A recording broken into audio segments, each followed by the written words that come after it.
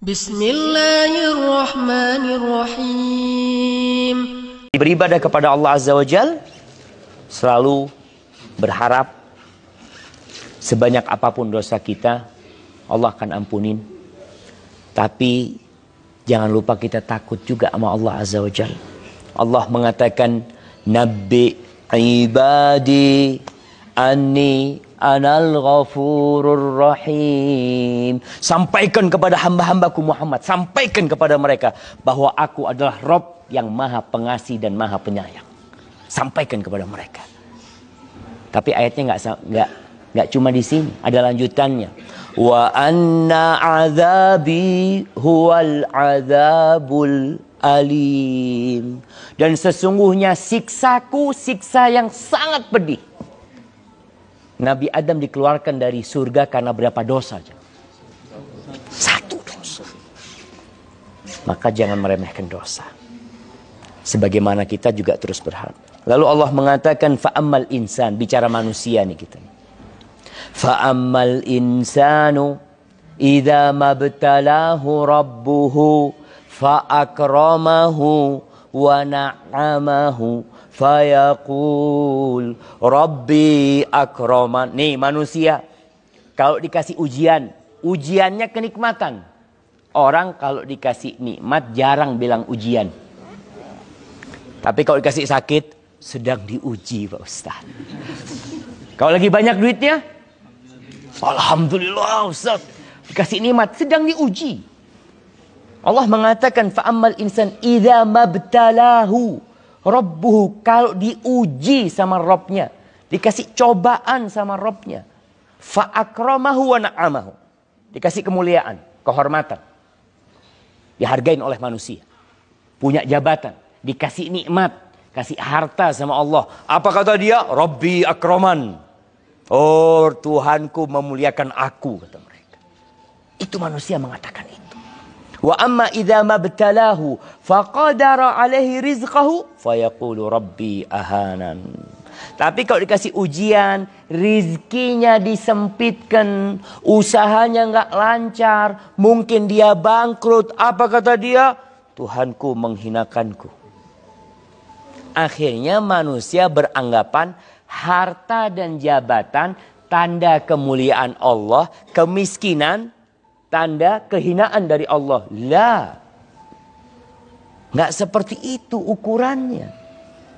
Nabi Muhammad kaya apa miskin? Kaya apa miskin? Kaya miskin. Kaya miskin. Dunianya miskin, akhirannya kaya. Nah, kaya miskin. Jadi perjalanan hidup Nabi SAW tidak lepas dari kaya miskin. Beliau yatim. Allah mengatakan wa wajadaka ailan fa'aghna. Allah mendapatimu miskin, nggak punya apa-apa, perlu bantuan orang, Allah yang nyukupin engkau. Jadi perjalanan hidup Nabi seperti itu. Beliau miskin, terus Allah yang mencukupi. Beliau pernah miskin lagi ketika beliau sampai kota Madinah. Beliau bangun rumah. Bangun rumah jemaah. Kita kalau bangun rumah kira-kira ingin yang paling indah. Makanya banyak orang pindah dari satu rumah, rumah selanjutnya, rumah lagi. Kenapa? Ya karena hartanya bertambah, rumahnya tambah lah Ustaz. Nabi SAW bangun rumah ketika hijrah. Luas rumahnya kira-kira 5 kali 5 meter. Sampai mati di rumah itu juga. Mungkin kita sudah mengalami pindah berapa rumah? Pindah berapa rumah Bang? Masya Allah. Berapa rumah kira-kira sudah pindah? Oh udah lupa sampai jam. Nggak tahu sudah jam. Udah berapa? Nah Rasul Sallallahu Alaihi Wasallam Masya Allah tetap di satu rumah sampai meninggal dunia Sallallahu Alaihi Wasallam. Beliau ya Ustaz mungkin nggak punya uang untuk renovasi Ustaz. Nabi Alaihissalam pada tahun ke-7 Hijriah, setelah menaklukkan Khaybar, beliau pulang bawa harta, beliau punya uang pada waktu itu, yang beliau renovasi masjid. Rumahnya tetap. Yang direnovasi rumahnya Allah Azza wa Jalla. Coba kita berpikir. Yang perlu besar rumahnya Allah, semakin banyak jamaahnya. Antum tetap, kecuali antum renovasi Ustaz. Dulu waktu bikin rumah ini anak 3 Ustaz, sekarang 13. Renovasi pantas karena ada sebabnya. Ini rumah tambah besar, anggotanya tambah habis. Orang itu kadang-kadang anak lihat sudah tambah besar rumahnya, anak kemana? Alhamdulillah Ustaz, udah lepas semuanya Ustaz. Jadi di rumah ini berdua aja, Masya Allah. Makanya bikin anak yang Insya Allah. Paling tidak pulang dari sini barokah lah. Semua tambah 1 anak lagi. Insya Allah. Bapak-bapak siap? Nggak bisa produk ya mana sih? Udah. Oh, nggak bisa produksi ya, Ustadz Muhammad nanti yang jawab. Kalau nggak bisa produksi itu Ustadz Muhammad yang jawab nanti. Nah, Nabi SAW pernah punya harta banyak, iya, tapi rumahnya tetap. Masya Allah. Kenapa? Karena ada hal lain yang penting untuk direnovasi, untuk diperbaiki. Nabi ketika miskin, beliau berkorban, ya 1 ekor kambing, 2 ekor kambing pada tahun ke-10 Hijriah. Rasulullah SAW membawa 100 ekor onta untuk dikorbankan ke Mekah. Jadi bapak-bapak hartanya bertambah, kurbannya tetap kambing, alhamdulillah.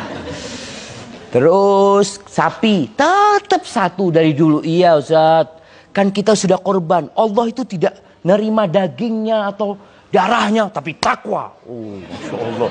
Kalau suruh, lah, tambah pinter-pinter manusianya nih jamaah.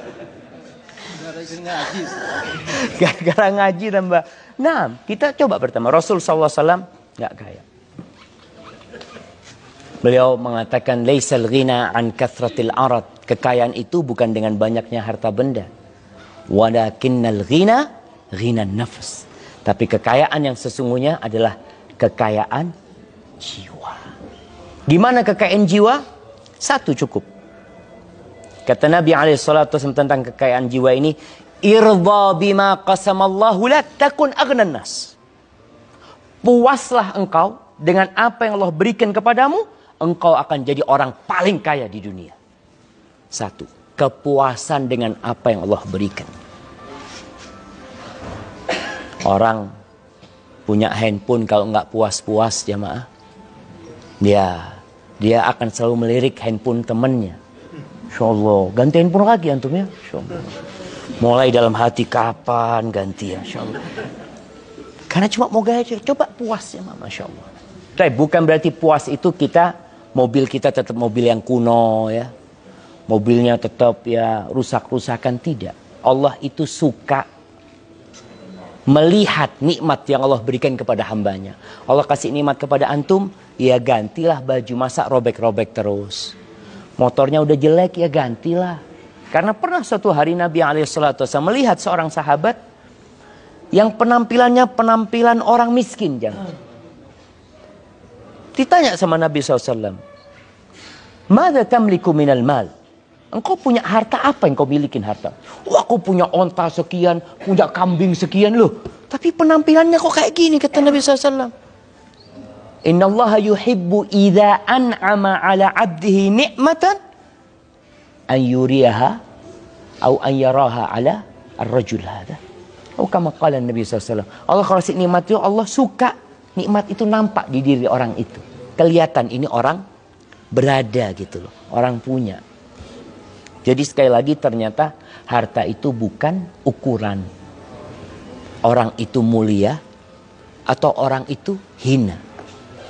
Tapi di negeri kita kalau orang nggak punya biasanya kurang diberikan. Bahkan rame di Indonesia itu sekarang menilai orang dari penampilannya. Yang pertama dilihat sepatunya.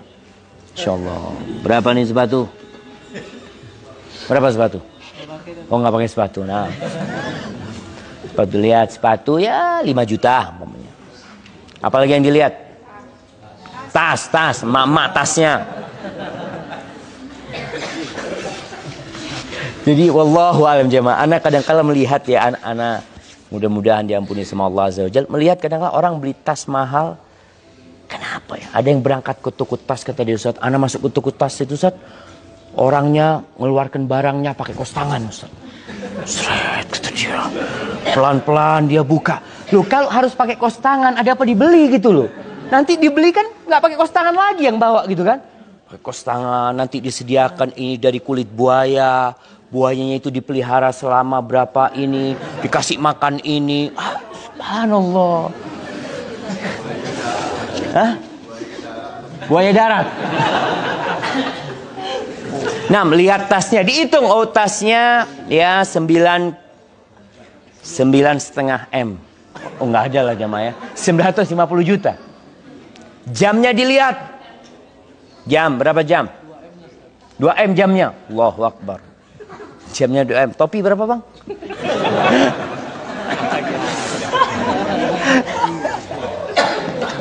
Ala kulli hal, banyak orang di Indonesia udah mulai rame itu. Jadi orang ini berjalan dihargain. Oh, nilainya 2M orangnya.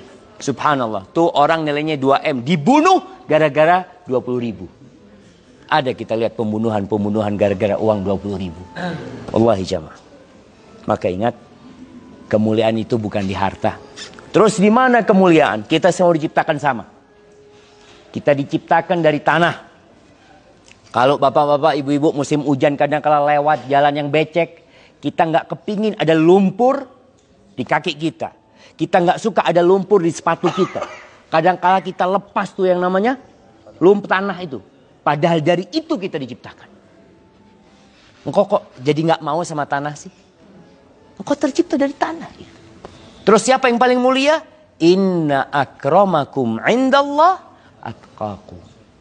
Yang paling mulia di antara kalian adalah yang paling bertakwa kepada Allah Azza wa Jalla. Kita berangkat bareng-bareng. Kita naik pesawat insya Allah bareng-bareng. Kita sholat di masjid Masya Allah berjamaah. Kemarin kita ke Masjidil Aqsa bareng-bareng.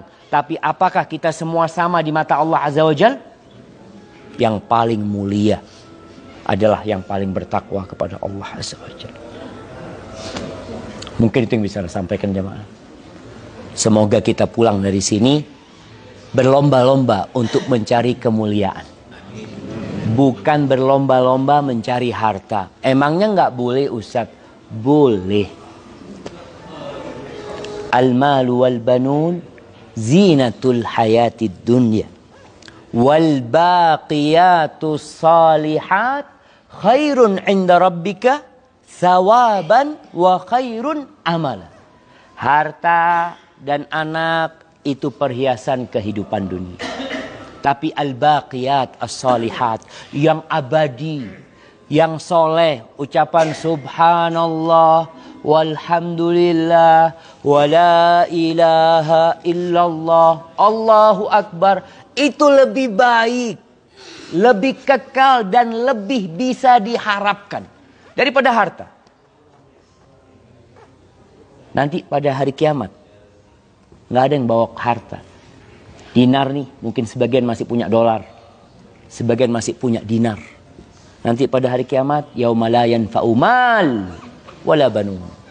Harta nggak berguna, anak laki-laki nggak berguna, illa man atallaha biqalbin salim. Yang datang jumpa Allah dengan hati yang selamat, maka selamatkan hati kita. Hadza wallahu a'lam bishawab.